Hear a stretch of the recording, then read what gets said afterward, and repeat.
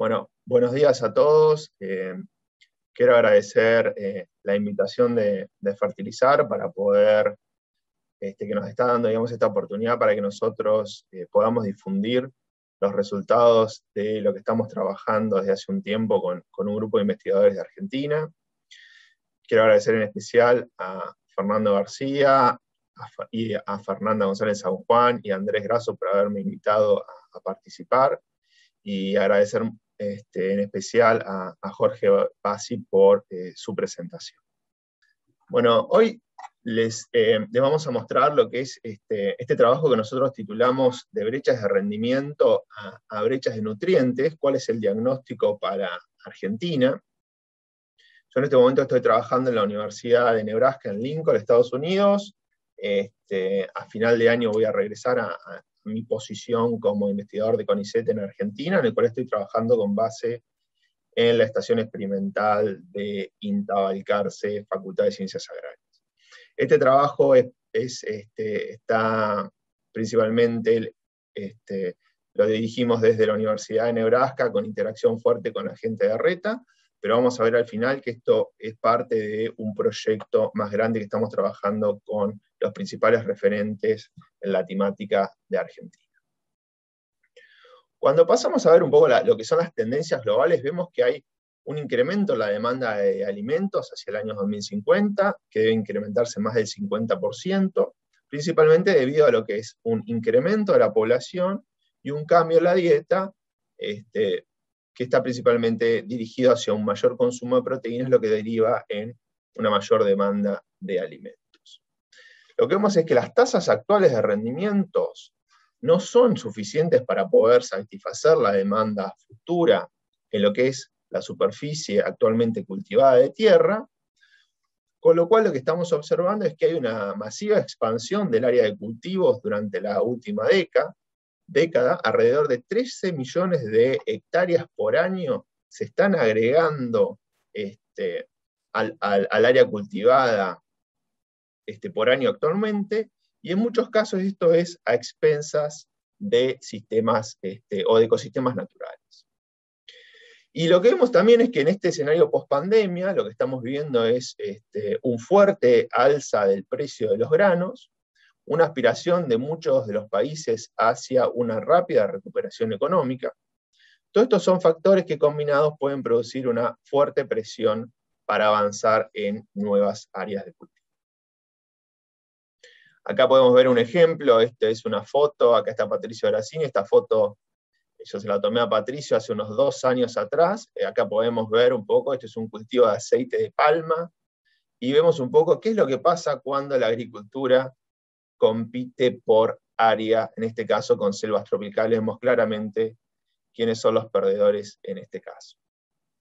O este ejemplo, ¿no? Donde la presión por avanzar en la tierra, en la falta de disponibilidad de tierra en ciertos lugares, esto es en la isla, esto es en Sulawesi, en Indonesia, vemos cómo terminamos avanzando en implantar arroz en sistemas sumamente marginales y muy poco productivos que van a tener una tendencia a degradarse muy fácilmente. También vemos el caso de la presión que existe, esto es un trabajo que está realizando José Andrade, la fuerte presión que existe del crecimiento de las ciudades. El crecimiento de las ciudades se da principalmente en las tierras más productivas que actualmente disponemos. O sea, todos estos factores combinados producen una fuerte presión sobre lo que es el área actual de cultivos, y satisfacer la demanda futura de alimentos sin, evitando una expansión masiva del área cultivada, va a requerir una intensificación sustentable de los sistemas de producción de cultivos, de manera tal de que cada hectárea de tierra cultivada esté produciendo cerca de su potencial, minimizando el impacto ambiental y preservando los recursos bases como son el suelo y el agua.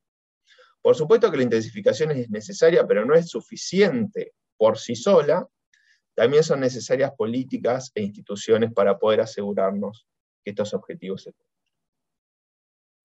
Cuando nosotros hablamos de lo que es rendimiento potencial y cuáles son las brechas, nosotros definimos el rendimiento potencial como aquel rendimiento que está determinado por la radiación, la temperatura, el cultivar, las precipitaciones y el suelo en un determinado lugar. Después también tenemos lo que es el rendimiento actual, el rendimiento que está logrando el productor, que va a estar limitado por la nutrición, por el manejo de los cultivos, por estreses abióticos.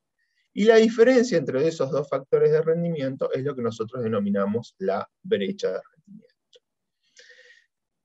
Uno estima que es posible alcanzar un 70 o un 80% de ese rendimiento objetivo. Ese sería un valor razonable y económicamente viable con el acceso a la tecnología que hay usualmente disponible en cada lugar. Dentro de este contexto es que existe lo que es el Atlas Global de Brechas de Rendimiento, que es una iniciativa liderada desde la Universidad de Nebraska y Wageningen en Holanda, en los Países Bajos, perdón, que cuenta con la colaboración de expertos locales en cada uno de esos países. Actualmente se está logrando cubrir el 91, el 86, el 58, el 82% de lo que es el área global de la producción de los principales cultivos como son arroz, maíz, trigo, soja. Y este proyecto cuenta con un protocolo consistente para poder estimar los rendimientos y las brechas de rendimiento. Cuando vamos a los resultados que este proyecto nos está brindando, podemos ver en este caso un ejemplo para lo que es maíz a nivel global. Podemos ver que hay áreas, en este caso, como esto lo que es Estados Unidos y el norte de Europa, donde las brechas de rendimiento son muy cortas, o sea, no hay mucho espacio para seguir incrementando los rendimientos. Tenemos zonas de brechas intermedias, como es nuestra situación en lo que es Sudamérica, y zonas donde las brechas de rendimiento son muy grandes, como el caso, por ejemplo, de África o la India. El contexto del trabajo que realizamos de Argentina se enmarca dentro de la misión de la Universidad de Nebraska en temas relacionados con la producción de alimentos de manera sustentable. Hay actualmente convenios institucionales con la UBA y la Bolsa de Cereales.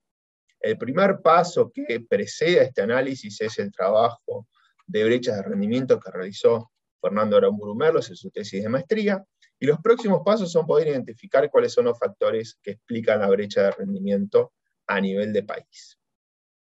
Acá podemos ver los resultados de trabajo de Fernando para los cultivos de soja, trigo y maíz, donde la brecha de rendimiento expresada como porcentaje del potencial es del 41% para maíz y trigo y del 32% para soja. Las brechas de rendimiento son mayores para los cultivos de maíz y trigo que para soja.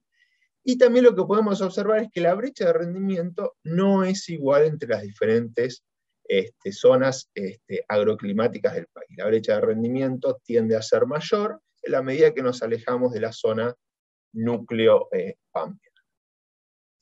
Entonces de acá surge la pregunta que nos lleva a esta presentación, que es cuando queremos para pasar de brechas de rendimiento a brechas de nutrientes, nuestra pregunta es, ¿puede la Argentina aspirar a cerrar las brechas de rendimiento que tiene, haciendo un uso sustentable de recursos suelo con el nivel actual de fertilizantes?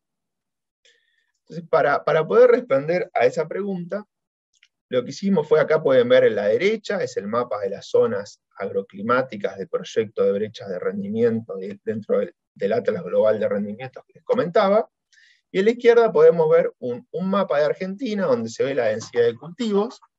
En este caso es para el cultivo de maíz, y cada uno de esos puntos rojos son los distintos colaboradores que cuenta la red RETA de relevamiento de tecnología agrícola aplicada, que es una iniciativa del área de tecnología de la Bolsa de Cereales de Buenos Aires.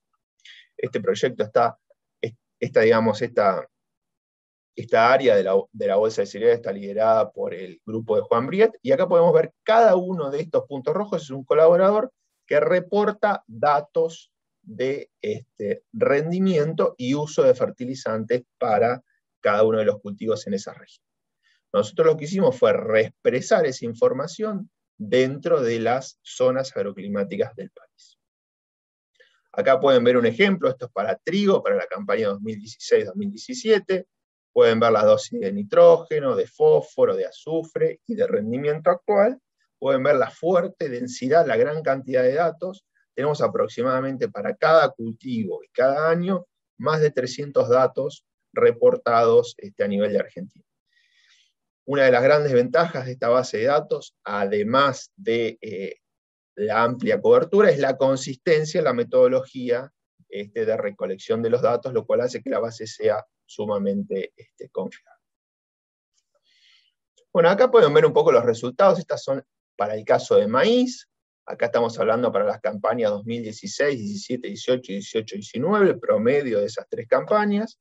Estamos incluyendo y ponderando en cada una de las regiones cuánto hay de maíz temprano y de maíz tardío, o sea que todos los datos son combinados para las dos formas principales de hacer maíz que tenemos en Argentina. Acá pueden ver que la dosis de fertilizante como elemento en nitrógeno es de 59 kilos de nitrógeno por hectárea, de 12 kilos para el caso de fósforo, y para 2 kilos para el caso de azufre, y también pueden ver cómo hay una fuerte variabilidad a nivel de zonas climáticas, con la zona, por ejemplo, centro núcleo de Argentina, con más de 75, 90 kilos de nitrógeno, y zonas como pueden ser la zona chaqueña y la zona de Santiago del Estero, con dosis que están muy por debajo de esos valores, alrededor de 15 a 30 kilos por hectárea. Lo mismo podemos ver para el caso del fósforo y para el caso de eso. Cuando vemos el cuadro para trigo, se ve algo similar, dosis de nitrógeno 55 kilos, promedio país, 11 kilos para fósforo, 1 kilo para azufre, y nuevamente vemos una fuerte dispersión o variabilidad de la dosis aplicada de nutriente entre las distintas zonas climáticas. Acá podemos observar lo mismo, en este caso para el cultivo de soja, 5 kilos de fósforo por hectárea para el cultivo de soja promedio a nivel de país. Acá estamos integrando los datos de soja de primera y de soja de segunda, y 2 kilos para el caso de azufre. A medida que yo les voy mencionando estos valores, les pido que traten de traer, digamos, nuevamente a su mente lo que les estaba comentando Martín Díaz ahorita en su presentación anterior, y traten de relacionar estos valores con las dosis que requiere el cultivo, cada uno de los cultivos para estos nutrientes. Por otro lado, yo les comenté que esta base de datos tiene datos de fertilizante y también de rendimiento, con lo cual creamos para cada una de las zonas agroclimáticas cuál era el rendimiento promedio. Vemos que para esta serie de datos que usamos, para las campañas que utilizamos, el rendimiento promedio de maíz, 7.800 kilos, 3.200 kilos para el caso de trigo, o 3.000 kilos para el caso de la soja, y de vuelta una fuerte relación con las zonas agroclimáticas. Con estos datos de rendimiento y con tablas de requerimiento de nutrientes, como las que previamente les mostró Martín, es que nosotros estimamos para cada una de estas zonas agroclimáticas cuál era la extracción de nutrientes con el rendimiento actual, y a eso le descontamos la dosis de fertilizante. Acá pueden ver entonces lo que sería para maíz el balance parcial de nutrientes. Como les comentaba, lo que hicimos fue la dosis promedio de fertilizante menos la remoción de nutriente por el grano. Acá podemos ver para el caso de trigo, a nivel de Argentina, con los rendimientos actuales que estamos obteniendo, tenemos un balance negativo de 35 kilos, un balance negativo para el nitrógeno, de 9 kilos para el caso de fósforo, y de 9 kilos también para el caso del azufre. Podemos ver regiones donde el balance es aún más negativo que la media, o sea, con balances por debajo de 50 kilos. Acá hay algo importante para mencionar para el caso de fósforo en maíz y para los otros cultivos, que como todos ustedes saben, no necesariamente estos balances negativos en algunas regiones significan algo de lo que nos debemos preocupar, porque sabemos que todavía tenemos muchas zonas en Argentina, como lo que es Chaco y Santiago, con niveles en el suelo muy superiores que todavía nos dan cierta capacidad, digamos, de minado de esos nutrientes sin inconvenientes cercanos a futuro. Acá podemos ver el mismo caso para el caso para trigo, un balance negativo de 7 kilos de nitrógeno, un balance de fósforo de 0, y de menos 5 para el caso de azufre. El trigo es el único cultivo que para los rendimientos actuales y en algunas regiones del país presenta un balance positivo para el caso de fósforo. De vuelta recalco, con los rendimientos actuales que estamos obteniendo. Vemos que para soja el balance de fósforo es de menos 11 kilos por hectárea, y para el caso del azufre es de menos 7 kilos a nivel de país, de vuelta con una fuerte variabilidad a nivel de país. ¿Cómo podemos un poco ver reflejado lo que nosotros estamos encontrando? Bueno, acá pueden ver este trabajo, está liderado por Hernán Sainz Rosas de INTA Balcarce. Acá pueden ver el mapa de concentración de fósforo en los primeros 20 centímetros del perfil para la campaña 2011, y los mismos datos para el año 2018. Se puede ver claramente cómo están cayendo los niveles de fósforo en el suelo y la alta correlación que esto tiene con lo que estábamos viendo anteriormente de esos balances fuertemente negativos para el caso de fósforo. Lo mismo pasa si miramos el resto de los nutrientes. Entonces, como todos ustedes saben, acá en esta figura lo que podemos ver es el rendimiento en el caso del maíz en función del nitrógeno absorbido. Para generar mayor rendimiento vamos a necesitar absorber más nitrógeno. Acá podemos ver la curva, en este caso la curva roja como promedio. En este caso, fíjense en esta estrella, muestra lo que es 13 toneladas por hectárea, que es el rendimiento de maíz regado en Nebraska. Y acá pueden ver en estas otras dos estrellitas, acá tenemos el promedio actual de Argentina, 7,8 toneladas, y cuál sería el rendimiento alcanzable en Argentina, que es 10,1 toneladas. Entonces, para poder lograr ese rendimiento alcanzable, nosotros tenemos que lograr absorber una mayor cantidad de nitrógeno, o sea, debemos incrementar la disponibilidad de ese nutriente para el cultivo. Y una de las cosas muy interesantes, que esto lo tenemos que conectar con lo que yo les mostraba al inicio, de la brecha de rendimiento que hay para maíz para Argentina, que es una brecha de rendimiento intermedia. Lo que vemos que también acá en la curva, estamos en la fase de la curva de alta respuesta, donde el agregado de nutriente, en este caso nitrógeno, sería altamente rentable y estaríamos en la zona de, digamos, de mayor respuesta y de mayor rentabilidad al agregado de ese nutriente.